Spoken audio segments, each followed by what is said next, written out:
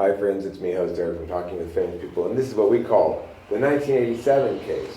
Why? Because all these arguments are taken straight from the Cold War argument case pattern, which is not a real thing, but something I just made up to describe the sort of arguments I used to make back in high school, or that were commonly made back when I was in high school, totally apply to this resolution. Let's go over them real quickly.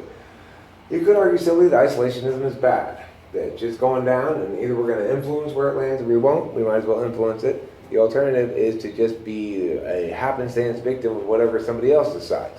Somebody's going to be influencing it. Somebody's going to be making the decisions. Why not us? Isolationism bad. Hedge good. U.S. hegemony is a good thing. As a matter of fact, we do need the United States as a world moral and military leader to guide the rest of the children nations so that they too can learn to be wise and free like us.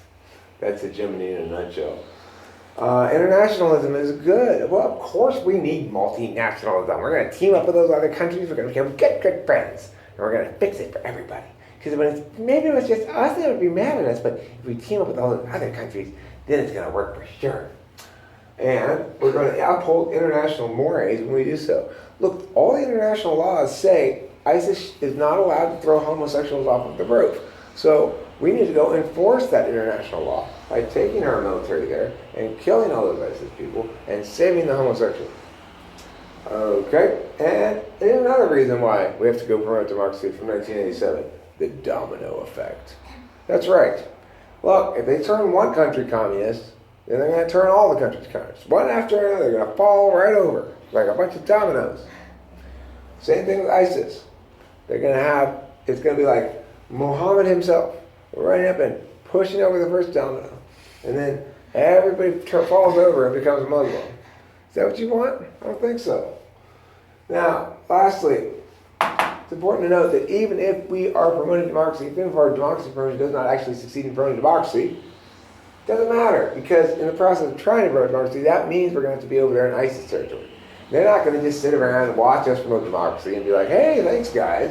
They're going to try to shoot us. So then we're going to obviously have to kill a bunch of ISIS people in order to successfully promote democracy in their territory. Now, killing ISIS people is good whether democracy promotion works or not. Because if we kill all the ISIS people, eventually we won't have to worry so much about the Middle East anyway. And then our democracy promotion will be successful, if only because we've killed all the militaries. And for all those reasons, and many more from 1987, please vote for the affirmative side of this resolution. Okay, so that's another half case.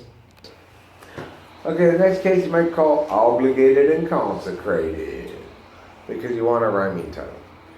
Singer would be the first kind of obligation to establish obligation to distant others. When we know that other people are suffering and they need our help and we are able to provide that help at minimum cost for ourselves, we are obligated to do so according to Peter Singer. Peter Singer is an ethicist who wrote back in the early 70s. Another way we could consider our obligation is that we broke it, we got to fix it. Because, as a matter of fact, to a large extent, the United States has engaged in all sorts of actions in the Middle East that might be considered breakage. For example, Iran. We kind of broke Iran. Broke the entire Shia half of the religion, probably. Anyway, it was broken already. But the national obligation to serve the interests of the U.S. citizenry. We could certainly argue that there's a national obligation to serve the interests of the U.S. citizenry that trumps the fears expressed by the NEG, and that it is in the U.S.'s interest, this is the citizens' interest, for us to fight these battles over there. And the reason we want to fight them over there is because it pushes the battle away from our borders, and it prevents us from having to deal with this so close to home or even at home. And additionally, it establishes a certain strength of the nation that is going to deter future ambitions that these groups might have. Remember, ISIS is not a group that's launching individual terrorist attacks. They are trying to take over the world. Okay, we might also be obligated because, we can consider this obligation to be reparations to be paid for post-World War II shenanigans. Namely, the disbanding of certain groups in the Middle East, the arbitrary drawing of borders, the creation of wacky governments, and so forth. All right. Another reason why we might think that we have some sort of moral or ethical duty to promote democracy is that we need to hold the Middle East accountable, otherwise it will be just encouraging their further dependence upon us. So you say, look, currently the Middle East is a war zone from which refugees are pouring in the hundreds of thousands all the time. Into where? Into Europe, into Africa, into North America as well, into this country, the United States.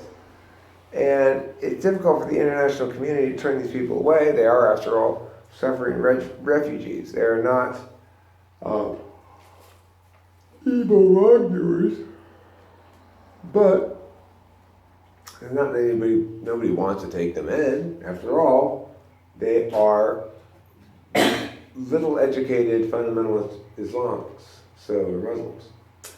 So they're not particularly most sought after citizenry. We might be obligated to follow international law, which stresses that we have to protect citizens when they are under attack in that fashion. So for all these kind of obligations and possible arguments you could run to express why we should promote democracy in the Middle East.